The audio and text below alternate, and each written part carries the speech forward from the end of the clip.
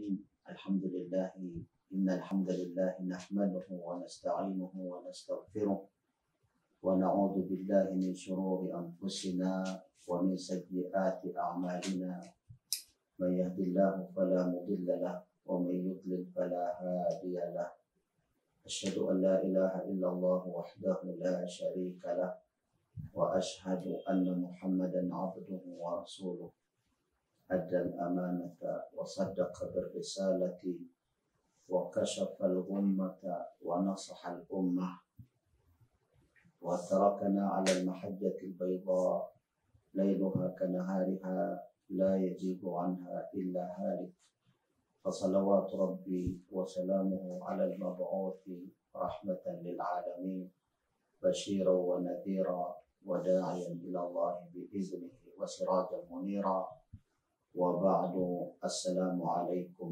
warahmatullahi wabarakatuh.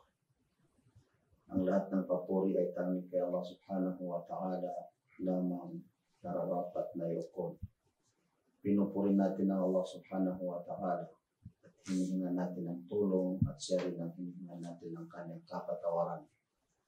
At ipinapanalangin natin sa Allah subhanahu wa ta'ala na makamit ni Propeta Muhammad sallallahu alaihi wasallam ang pagpapala, ang kapayapaan.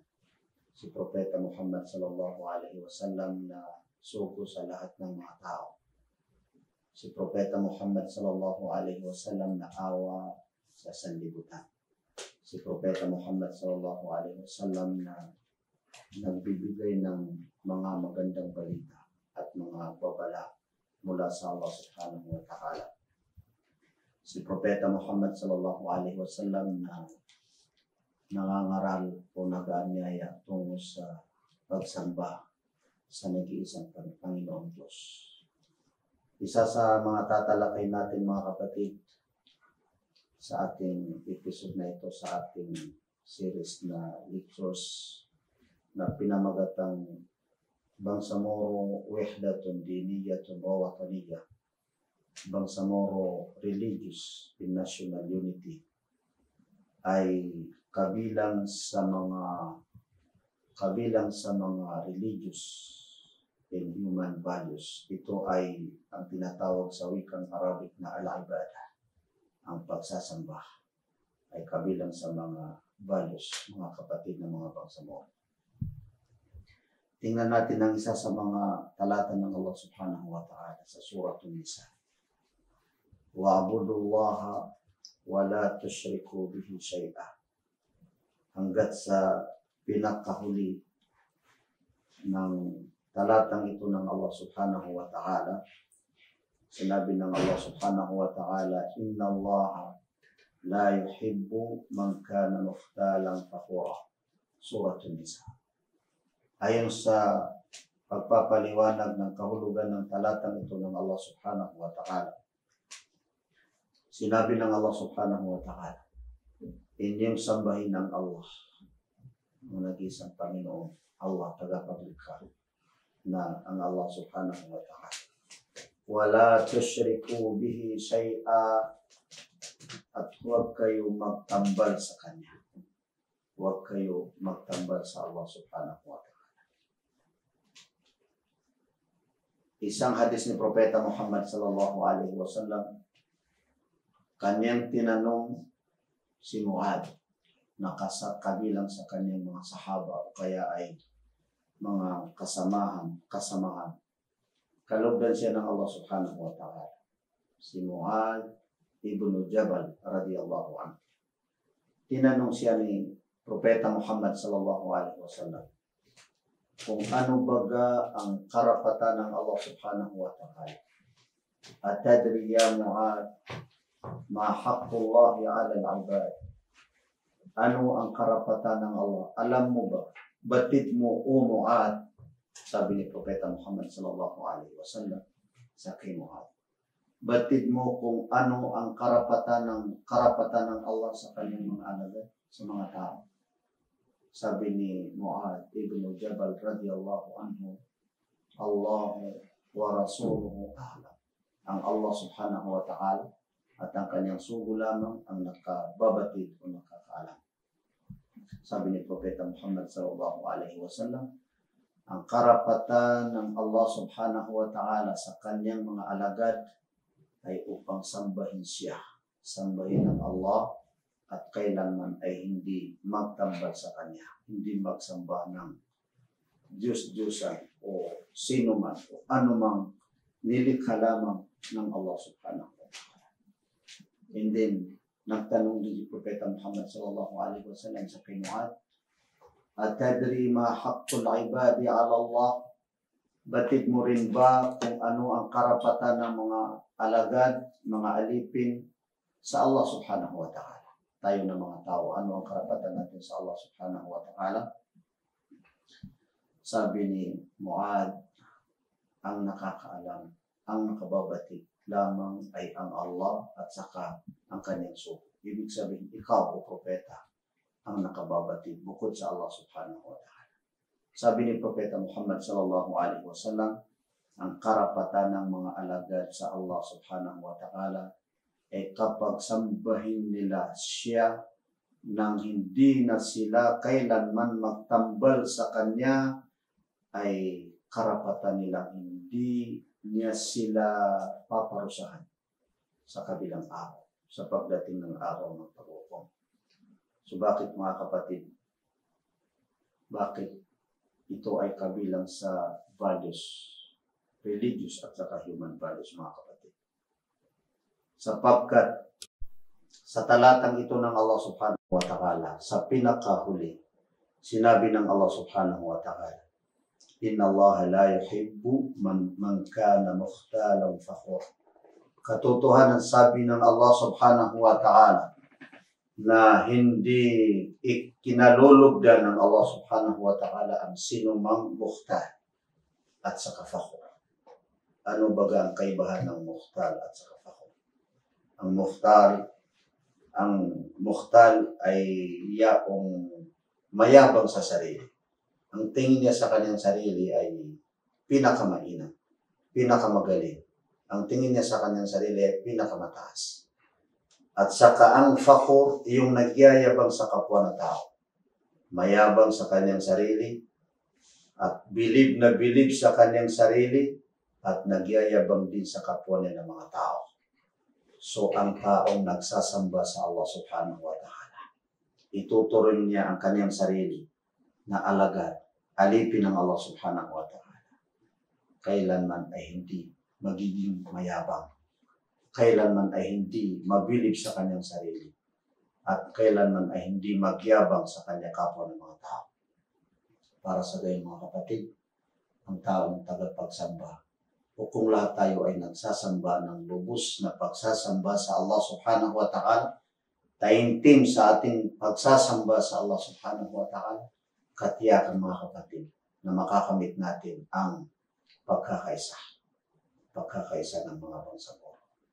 Sapagkat isa sa mga pinagmumulan ng pagkawatak-watak, isa sa mga pinagmumulan ng rido-rido ay yaong tinatawag na pagyayabang sa sarili. Sapagkat may lakas ka na, sapagkat may sandata ka na, sapagkat may mga forces ka na, at may mga kayamanan ka na, nagyayabang ka na sa sarili. Tingin mo wala nang humihigit sa iyo at saka lahat ng tingin mo sa mga tao ay maliliit o kaya nasa ibabaw mo. Isa sa mga pantas na si Sheikhul Islam Ibn Taymiyyah, kanyang ipinaliwanag ang tinatawag na ibadah. Ayon sa kanya, al-ibadatu ismun jami'un likulli ma yuhibbuhu Allah wa yardah. Ang pagsasamba daw na tinatawag na ibadah ay isang pangalan, katawagan. Sa wikang Arabic, subalit ito ay isang salita na sinasakop nito ang lahat ng ikalulugod ng Allah subhanahu wa ta'ala. Lahat ng mga bagay na ikalulugod at ikasisya ng Allah subhanahu wa ta'ala. Yun ang ibig sabihin ng ibadah. So kung ang mga tao ay nagsasamba sa Allah subhanahu wa ta'ala, sa palagay natin, walang sino man na makagawa ng hindi karapat-dapat. Walang sino man na makagawa ng karumal-dumal. Walang sino man na makapatay ng hindi karapat-dapat na patayin. Walang sino man na makaapi. Walang sino man na makagawa ng ipinagbawal ng Allah subhanahu wa ta'ala. Kung tayo na mga tao, na mga nilikha ng Allah subhanahu wa ta'ala ay magiging tagapagsamba sa Allah subhanahu wa ta'ala. Ibigay natin mga kapatid ang kabilang sa mga halimbawa ng pagsasamba. Ang pagdarasal. Mga kapatid na mga bangsangaw. Mga masugid namin tagapakinig at sa tagapanood ng ating mga lectures na ito. Ang pagdarasal o kaya ay tinatawag na salah. Insyaallah ay babanggitin natin ang kabilang sa mga kainaman nito at mayroon tayong babanggitin na 20 na kainaman ng pagsasamba sa Allah subhanahu wa ta'ala. O kaya ay tinatawag na pagdarasal. As-salatu biha tatahaqqaqul ubudiyatu lillahi al-khaliq. Nang dahil sa pagdarasal ay makamtan natin ang tunay na pagkaalipin sa Allah subhanahu wa ta'ala. Yung tinatawag na tunay na pagiging alagad ng Allah subhanahu wa ta'ala. At para sa gayon, kung lahat tayo ay magdarasal, katiyakan mga kapatid na makakamit natin insyaallah ang pagkakaisa. Ang pagkakaisa hinggil sa pananampalataya at saka ang pagkakaisa hinggil sa tinatawag na pagiging tao. Min al-qiyam ad-diniyati wal-insaniyati wallati tatahaqqaqu biha al-wihdatu ad-diniyatu wal-wataniyatu al-ibadah. At ito ay kabilang sa halimbawa ng ibadah ang pagdarasal. Ang pagdarasal mga kapatid, tandaan niyo mga kapatid, ang pagdarasal o kaya ay tinatawag na salah. Ang pagdarasal 5 bisis kada araw at ang pagdarasal ng mga sapilitan. Kabilang sa mga pagdarasal ng sapilitan o kaya ay tinatawag na wajib o kaya ay fard ay ang pagdarasal sa araw ng Biyernes, yaong tinatawag na Salatul Jumu'ah. Lahat nito mga kapatid, ang tinatawag na salah, hiya ar-ruknu tsani min arkanil Islam. Ito ay kabilang sa mga haligi, ikalawa sa mga haligi ng pananampalatayang Islam. Na inshallah tatalakay natin sa mga susunod na episode ang mga haligi ng pananampalatayang Islam. Unang-una mga kapatid, isa sa mga haligi ng pananampalatayang Islam ang pagdarasal. So, ibig sabihin, kung hindi ka magdasal, hindi mo na naisagawa ang isa sa mga haligi. Hindi mo na ipatayo ang iyong pananampalatayang Islam sapagkat hindi mo na isagawa ang isa sa mga haligi ng pananampalatayang Islam. Kabilang sa kainaman ng sala o kaya ay pagdarasal sa Allah subhanahu wa ta'ala. As-salatu imaduddin. Ang pagdarasal ay baywang o kaya ay yung pinaka haligi ng pananampalataya. Yun ang isa sa mga sinabi ni Propeta Muhammad sallallahu alaihi wasallam. So bakit kaya sinasabi natin mga kapatid na ito ay kung sakali na ang mga tao ay nagdadasal sa Allah subhanahu wa ta'ala, magdasal sa Allah subhanahu wa ta'ala, makamit natin ang pagkakaisa, mga kapatid ng mga bangsamoro. Sapagkat kung lahat tayo ay makadiyos at malapit sa Allah subhanahu wa ta'ala, kailanman ay maiwasan natin, siyak na maiwasan natin ang mga hindi ikalulugod sa atin ng Allah subhanahu wa ta'ala. Inshallah, ipagpatuloy natin ang pagtalakay natin sa mga kainaman ng tinatawag na salah.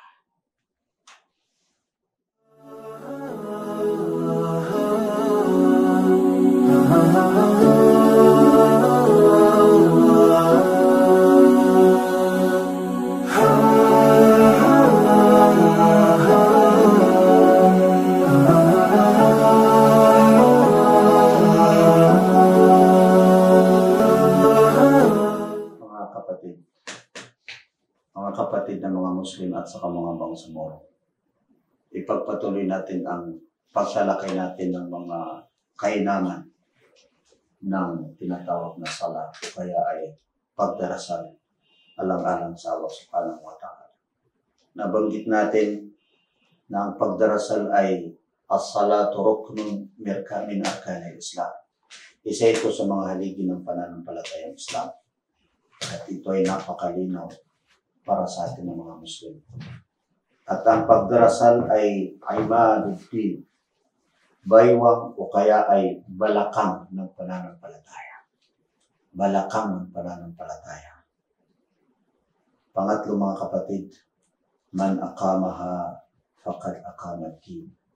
Sino man na tao na kanyang itatag, isagawa ang pagdarasal, ang pagsasala, faqad aqamad-din, katiyakan na kanyang itinatag, kanyang itinayo ang kanyang pananampalataya.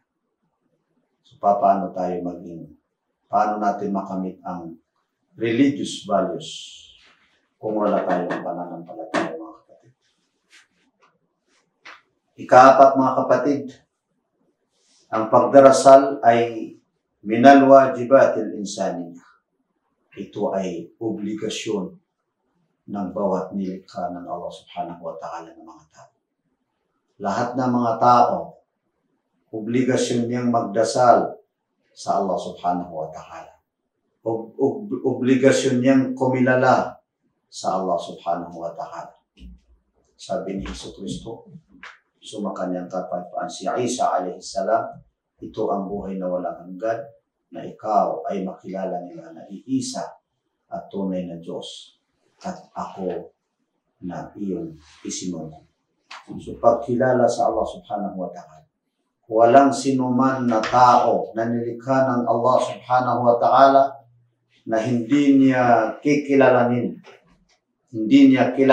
ang Allah subhanahu wa ta'ala at hindi niya sambahin ang Allah subhanahu wa ta'ala. So paano natin sambahin ang Allah subhanahu wa ta'ala? Sabi ni Propeta Muhammad sallallahu alaihi wasallam, sallu kama ra'aytumuni usalli, kayo ay magdasal katulad ng inyong nakita na aking pagdarasal. Kabilang mga kapatid sa kainaman ng tinatawag na sala, annaha silatun bainal abdi wa rabbih. Yan ang relasyon natin sa ating mahal na Panginoong Diyos. Paano mo masabi na alagad ka ng Allah subhanahu wa ta'ala? Nilikha ka ng Allah subhanahu wa ta'ala.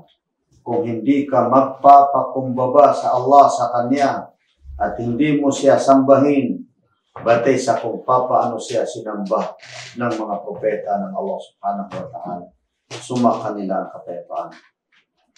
Ito ang relasyon natin. So kung mawala ang relasyon ng isang tao sa kanyang sa kanyang Panginoon o kaya ay sa nag-iisang tagapaglikha, paano niya makamit ang pagkakaisa? Paano niya makamit ang values o kaya ay religious values, human values na wala siyang relasyon sa kanyang mahal na Panginoon? Once na magkaroon ito at ang tao ay magdasal ng taimtim sa mahal na Allah subhanahu wa ta'ala at magkaroon ng magandang relasyon sa Allah subhanahu wa ta'ala, katiyakan na kailanman ay hindi magkakamali sa kanyang mga ibang obligasyon na bukod sa pagdarasal o kaya ay tinatawag na sala. Mga obligasyon alang-alang sa kanyang kapwa na mga tao. Kabilang mga kapatid sa kainaman ng pagsala o kaya ay pagdarasal, as-salatu ala waqtiha ahabbul a'mali ila Allah subhanahu wa ta'ala. Ang pagdarasal mga kapatid ng mga bangsamoro, sa panahon o sa mga oras na itinakda ng mga pagdarasal, ahabbul a'mali ilallah, ito na yaon ang mas o higit na kinalulugdan ng Allah subhanahu wa ta'ala. Ito ang mahigit na kinalulugdan ng Allah subhanahu wa ta'ala. Sa lahat ng mga ginagawa nating kabutihan, kung tayo ay magdasal sa tamang pagdarasal, sa tamang panahon, sa mga oras na itinakda ng ating pananampalatayang Islam ng mga pagdarasal, katiyakan na magustuhan tayo ng Allah subhanahu wa ta'ala. Malugod sa atin ang ating mahal na Panginoon. Kabilang mga kapatid sa kainaman ng tinatawag na salat, in saluha sairul amal. Kapag ito ay magiging maayos at tayo ay makapagdarasal ng maayos, katiyakan mga kapatid na magiging maayos din ang lahat ng mga ginagawa natin.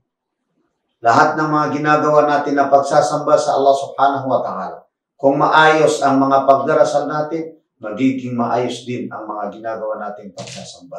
Gayon din ang mga ginagawa natin mabuti para sa kapwa ng mga tao. So maiwasan natin ang mga hindi karapat-dapat na gawin alang-alang sa kapwa na tao. Ang pagdarasal mga kapatid ay nur, liwanag. Liwanag ang pagdarasal. Kabilang araw ang mga taong nagdadasal, makikita sila. Malalaman na sila ay mga nagdadasal sapagkat maliwanag ang kanilang mga pagmumukha.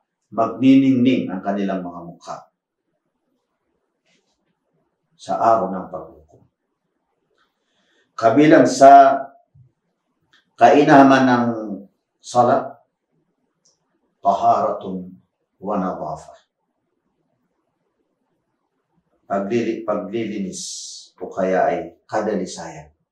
Ang taong nagdadasal, malinis ang kanyang konsensya. Malinis ang kanyang kalooban. Malinis ang kanyang katawan sapagkat siya ay namamalaging naghuhugas o kaya ay tinatawag na pag-uto. Sapagkat siya ay nagdadasal ng 5 bisis kada araw, sabi ni Propeta Muhammad sallallahu alaihi wasallam. Ano pa ba? Mayroon pa bang matira sa kanyang mga dumi kung siya ay magdarasal ng 5 bisis kada araw? Kabilang sa mga kainaman ng salat, wasabihan Nabiyyu sallallahu alaihi wasallam qabla mauti. Bago yumao si Propeta Muhammad sallallahu alaihi wasallam, ay ito ang kanyang pangarap, ang pagdarasal. As-salatu rahatu humumid dunya. Humumid dunya. Ito ay kaginhawaan, kaligtasan mula sa lahat ng mga problema sa mundong ito. Lahat ng mga masama, mga fitna, mga pagsubok, kapag magdasal ang tao ay maginhawa. Yun pala, kaginhawaan ang ating pagdarasal. Si Propeta Muhammad sallallahu alaihi wasallam nang pinuutosan si Bilal na mag-adan, tumawag ng adan, arihna ya Bilal. Gawin mo kami, o Bilal, na maginhawa. So, ibig sabihin, mag-adan ka. Sapagkat ang pag-adan, ang pagdarasal, ay kaginhawaan. As-salatu 'alal mu'minina kitaban mawquta. Ang pagdarasal, sabi ng Allah subhanahu wa ta'ala, sa mga nananampalataya ay may nakatakdang oras. Nakatakda ang mga oras. So, ibig sabihin, kailangan natin mga kapatid ng mga bangsamoro, kung tayo ay magdarasal, maging maayos tayo o kaya ay maging aktibo tayo sa ating mga orasan, sa mga oras, ika nga. Yung tinatawag natin na time management. Ang taong nagdadasal, siya ang tunay na nakakamit niya ang tinatawag na management, time management, na yan ay isa sa mga katuruan ng pananampalatayang Islam na sikapin natin na yung mga oras, kung ano ang nakatakdang oras, kinakailangan na magiging aktibo tayo sa mga oras na yun. Ang pagdarasal, as-salatu tanha 'anil fahsya'i wal munkar. Ang pagdarasal ay nakapagbabawal ng anumang masama o kaya ay pagsuway sa Allah subhanahu wa ta'ala. Paano ka makagawa ng masama kung ikaw ay nagdadasal? Paano ka makapagmura kung ikaw ay nagdadasal? Kailanman ay hindi ka makagawa ng hindi karapat-dapat. Ang pagdarasal, yamhullahu bihal khataya. Ang pagdarasal, nabubura niya ang lahat ng mga pagkakamali. Nabubura ng pagdarasal ang lahat ng mga pagkakamali. Tayo ay mga tao lamang na madalas tayo magkamali. Napagmanahan natin ang pagkakamali, pero yung kamalian ni Adan, hindi yun ang napagmanahan natin. Ang kanyang pagkakamali yun ang napagmanahan natin. Kaya pag nagdasal tayo sa Allah subhanahu wa ta'ala, ay naiiwasan natin ang mga nabubura ang ating mga kamalian. Ano ang kasamaan ng hindi pagdarasal? La tashab illa man a'anaka ala dhikrillah. Sabi ni Ibnu Mas'ud, kalugdan siya ng Allah subhanahu wa ta'ala, huwag mo kaibiganin ang sino man na tao na hindi kanya matulungan para alalahanin ng Allah subhanahu wa ta'ala. So, ibig sabihin, hindi maganda na maging kaibigan ang taong hindi magdarasal. Ayon sa kay Abdullah ibn Mas'ud. Tariku salati syarrun minas sariqi wa zani biittifaqil ulama. Yaqulu Shaykhul Islam Ibn Taymiyyah. Ang taong hindi nagdadasal, sabi ni Shaykhul Islam Ibn Taymiyyah, ay mas masama kaysa nagnanakaw o kaya ay kaysa nangangalo niya. Ang taong hindi nagdarasal ay mas masama sa nagnanakaw at nangangalo niya, na sang-ayon sa napagkasunduan ng lahat ng mga pantas. Ayon sa kay Shaykhul Islam Ibn Taymiyyah, man hadamaha faqad hadamati. Sabi ni Propeta Muhammad sallallahu alaihi wasallam, sino man ang kanyang sirain ang kanyang dasal, ibig sabihin hindi magdasal, kanyang sinira, kanyang niwasak ang kanyang pananampalataya. Al-ahdu alladhi bainal muslimina wal kuffar as-salah. Ang pagitan natin sa mga di nananampalataya ang pagdarasal. Kung hindi ka magdasal, so anong kakaibahan mo sa mga taong hindi nananampalataya sa Islam, hindi sumampalataya sa Allah, hindi sumunod sa kay Propeta Muhammad sallallahu alaihi wasallam? Man tarakaha faqad kafar. Sino mang hindi magdasal, hindi na niya sikapin at tanggapin ang pagdarasal, hindi na kailanman magdasal, ay nagiging hindi katiyakan na hindi siya nananampalataya. Pinakahuli mga kapatid, awwalu ma yuhasabu alayhi al-'abdu yawm al-qiyamah as-salah. Sabi ni Propeta Muhammad sallallahu alaihi wasallam, unang kukwintahin pagdating ng araw ng paghukom, sa kabilang araw mga kapatid, unang kukwintahin ay ang ating mga dasal.